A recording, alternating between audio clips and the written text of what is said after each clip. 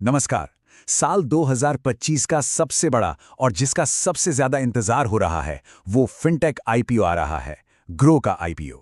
आज हम इसी का पूरा विश्लेषण करने वाले हैं। ये भारतीय बाजार में एक बहुत बड़ा मोड़ ला सकता है, तो चलिए इसमें जरा गहराई से उतरते हैं। तो सवाल बहुत सीधा है। इंडिया का नंबर 1 स्टॉक ब्रोकर पब्लिक हो रहा है, तो क्या ये एक सुनहरा मौका है जिसे हाथ से जाने नहीं देना चाहिए, या फिर ये एक ऐसा दाव है जिसमें जोखिम ज्यादा है? आइए इस पूरे विश्लेषण में इसी सवाल का जवाब ढूंढने की कोशिश करते हैं। तो आगे हम क्या क्या देखने वाले हैं? सबसे पहले बात होगी आईपीओ के जरूरी आंकड़ों की, फिर समझेंगे ग्रो की जबरदस्त ग्रोथ स्टोरी। इसके बाद देखेंगे कि पैसा कहां से आ रहा है, कहां जा रहा है, कोटा क्या है, और आखिर में इन सब बातों को समझकर एक सही फैसला कैसे लिया जा सकता है। चलिए तो शुरू करते हैं और सबसे पहले सीधे नंबर्स पर आते हैं। इस आईपीओ के जो मुख्य डिटेल्स हैं उन्हें समझते हैं। अच्छा, ये तारीखें ध्यान में रखने वाली हैं।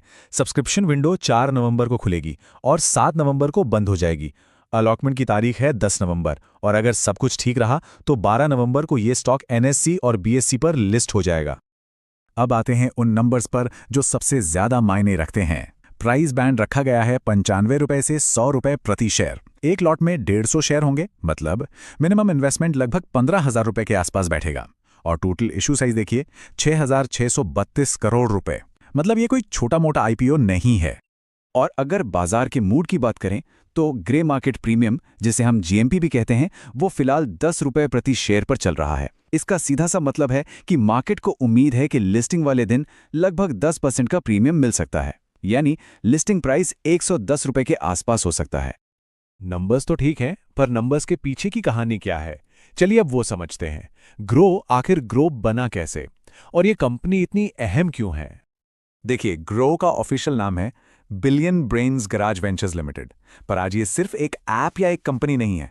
ये एक्टिव क्लाइंट्स के हिसाब से इंडिया का नंबर 1 स्टॉक ब्रोकर है। नंबर 1। जरा इस नंबर पर गौर कीजिए, 1.26 करोड़। ये सिर्फ एक नंबर नहीं है, ये तो भारत के कई बड़े बड़े शहरों की पूरी आबादी से भी ज्यादा है। इतने सारे एक्टिव क्लाइंट्स, ये दिखाता है ग्रो पर लोगों का भरोसा और मार्केट में उनका दबदबा। और ये दबदबा कितना बड़ा है, ये चार्ट साफ साफ दिखा रहा है। जून 2025 तक इंडिया के ब्रोकिंग मार्केट का 26% हिस्सा अकेले ग्रो के पास था। इसको ऐसे समझिए कि बाजार में हर 4 एक्टिव ट्रेडर्स में से एक ग्रो का प्लेटफॉर्म इस्तेमाल कर रहा है। और अब बात करते हैं मुनाफे की, क्योंकि सिर्फ कस्टमर जोड़ना ही काफी नहीं होता, ग्रो पैसा भी कमा रहा है। फिस्कल ईयर 2025 में कंपनी का प्रॉफिट आफ्टर टैक्स था 1,824 करोड़ रुपए। ये एक बहुत बड़ा नंबर है, और ये दिखाता है कि इनका बिजनेस मॉडल कितना सॉलिड है। और ये कुछ और आंकड़े हैं जो अपने आप में पूरी कहानी बयां करते हैं। नेट प्रॉफिट मार्जिन देखिए, 44%। मतलब कंपनी अपनी कमाई के हर 100 रुपए पर 44 रुपए का नेट प्रॉफिट कमा रही है। जबरदस्त। पर मेरे हिसाब से जो सबसे कमाल की बात है वो ये है कि इनके 80% नए कस्टमर्स ऑर्गेनिकली आ रहे हैं। मतलब लोग भारी भरकम एडवर्टाइजिंग देखकर नहीं, बल्कि एक दूसरे से सुनकर, भरोसे और अच्छी सर्विस की वजह से ग्रो से जुड़ रहे हैं। और ये किसी भी कंपनी के लिए एक बहुत बहुत बड़ी बात है।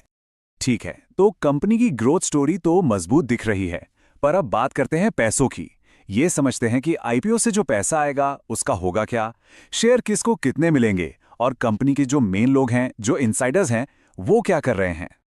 ये समझना बहुत जरूरी है कि पैसा जा कहां रहा है। देखिए, इसमें 1060 करोड़ का फ्रेश इशू है। ये पैसा सीधा कंपनी की तिजोरी में जाएगा, उसके ग्रोथ के लिए इस्तेमाल होगा।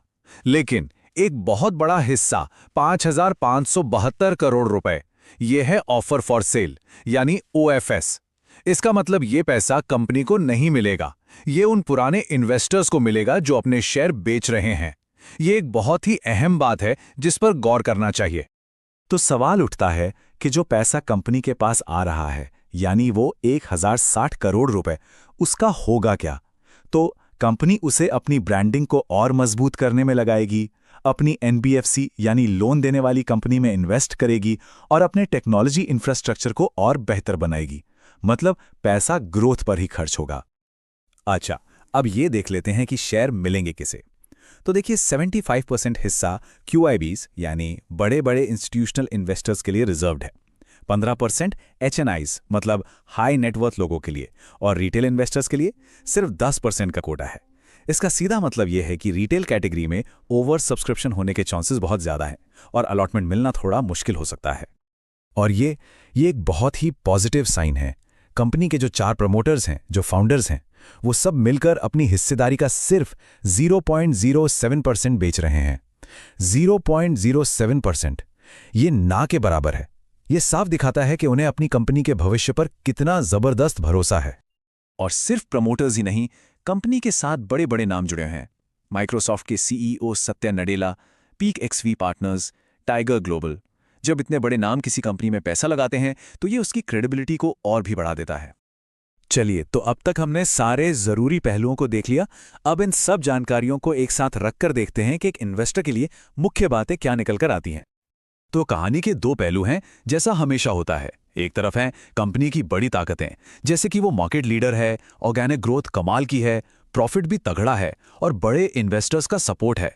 लेकिन दूसरी तरफ कुछ बातें सोचने पर मजबूर करती हैं, जैसे कि रिटेल कोटा सिर्फ 10% का है, आईपीओ का ज्यादातर पैसा ऑफर फॉर सेल में जा रहा है और प्रमोटर्स की 20% होल्डिंग पर 1.5 साल का लॉक इन भी है।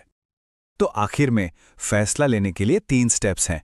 पहला, कंपनी के फंडामेंटल्स और उसकी मार्केट पोजीशन को अच्छे से एनालाइज करना। दूसरा, आईपीओ के स्ट्रक्चर को समझना, खासकर छोटे रिटेल कोटे वाली बात को। और तीसरा और सबसे जरूरी, ये देखना कि ये निवेश किसी के अपने फाइनेंशियल गोल्स और रिस्क लेने की क्षमता के साथ फिट बैठता है या नहीं। तो आखिर में सवाल बस यही है, क्या ग्रो एक पोर्टफोलियो गेम चेंजर साबित होगा या ये एक ऐसा दाव है जिसके लिए थोड़ा इंतजार करना बेहतर है? इस पूरे विश्लेषण के बाद ये फैसला तो हर निवेशक को अपने लिए खुद ही करना होगा।